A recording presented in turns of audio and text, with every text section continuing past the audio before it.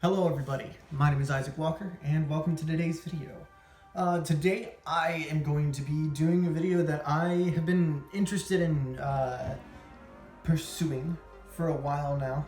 I never really got around to figuring out how I wanted to do this because basically it's a breakdown of a series that has been on YouTube for a while now.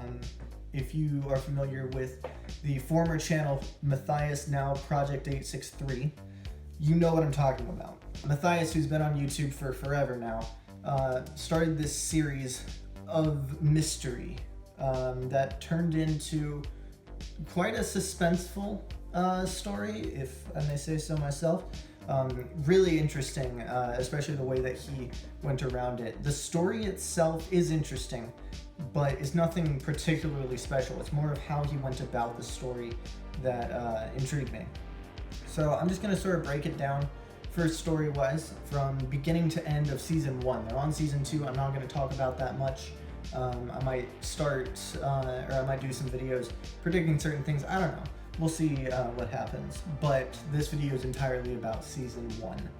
So, in the beginning, it all started, I think it was about 3 years ago, with this video where Mattias is, they're doing something, they're up in the ceiling, and he finds this key.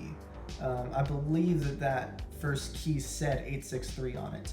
It eventually led to this video where they're looking through their newest addition to the base. I believe it was the red base. And they find keys in the wall, a safe with keys in the wall. There were a lot of events that led up to that. They didn't just find it in the wall. There was stuff that led up to that. So then through finding those keys, they discover this card that has been on the lot that doesn't belong to any of the employees. But they discover a card that's been on the lot for a long time, and realize that it's been circling the building a few times, which is really weird. They realize it belongs to some dude, and that's just bad. That's not great. This dude's name is Syphus. The first encounter with Syphus is him trying to break into the building. So, you know, just not a great way to establish a relationship from the beginning. Generally, if I'm wanting to establish a friendship, that's not how I do it. But, you know, to each his own. After the attempted break-in, he has a successful break-in, where he plants a safe in the building. And they realize that safe is spying on them. There's information that's getting out to these people. So then the question is, why us? Why is this happening to us?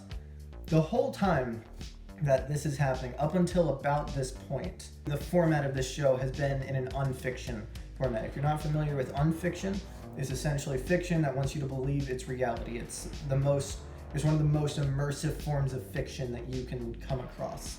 And they never established that this was in fact fictitious. Fictitious is the word that they prefer to use other than fake or fiction, because it still allows you to immerse yourself in the story and get lost in it. After all of these break-ins, Syphus breaks in again, kind of. They do a stakeout because they realize Syphus is going to be there that night. Again, lots of points that aren't fully being discussed right now.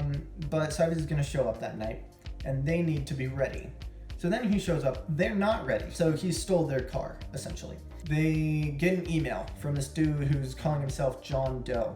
He's asking for evidence, he's asking for keys, he's asking for basically anything that they've collected over the series of this, because he's been following Syphus as well and tracking him down, but apparently the police don't want him to do that. The way that they perceive it, he's an undercover detective, and he needs information, but he's not supposed to be following this story either. They don't give him the evidence immediately. Part of that evidence is an Apple II that they find in the basement. It's encoded with this program where they ask the computer questions and it answers their questions, and it's all about Syphus and about Syntec, which is the company that Syphus had owned prior to all of this, which is why Syphus is a bad guy. Again, lots of details not being filled in. They come around to eventually sending John Doe this evidence. They realize that the Apple II isn't just a program, it's actually a person on the other end that they're talking to named Dee, who they then realize is named Deborah. All right, so then we get to the final stakeout. That was an interesting episode. It was really the first one that you realized was fully a story. It felt much more cinematic than the rest of the episodes. Still filmed in the same vlog style, but by this point, Mattias had come out and said, we're not, this is scripted. This is fictitious. So Syphus breaks into the studio, and he breaks into their evidence locker that they had made to collect all the evidence and keep it safe. He breaks into there, and he ends up stealing a bunch of stuff, not just from the evidence locker, but also he destroys the Apple II. He steals some stuff from the evidence locker. He ends up locking them in there.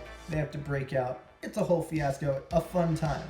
So that's right about where season 1 ended. There was a little bit more to it, but that was where the big events of season 1 ended up wrapping up. So let's get to the behind the scenes. Like I said, originally they were filming this whole thing to be to really feel like it's just a vlog. They're just them experiencing things, sharing it with the world. We're not supposed to know that it's fictitious.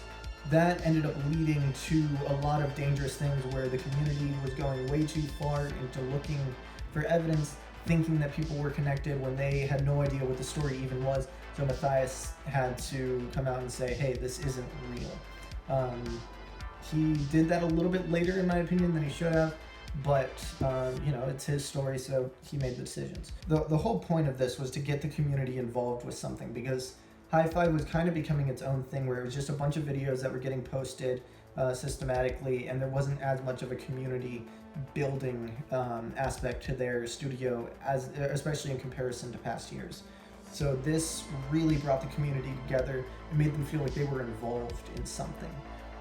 So Reddit posts, theories, things like that the fans were posting online to think about what the next step could be in the series. And that ended up coming completely clean on a completely different channel, a separate video, because the way that he describes it, he doesn't want to break the spell. There are still people who want to believe that this is real, but who need to know, where the boundaries are. So he allowed for that by posting on a different channel, letting everybody on the main channel know, hey, there's this other video explaining what this whole thing is. And I think he did it in a really good way.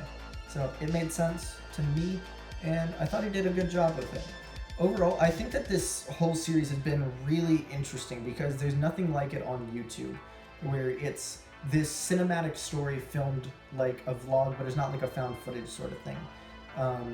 It's really well, it's technically really well shot if you actually think about it. It's super creative.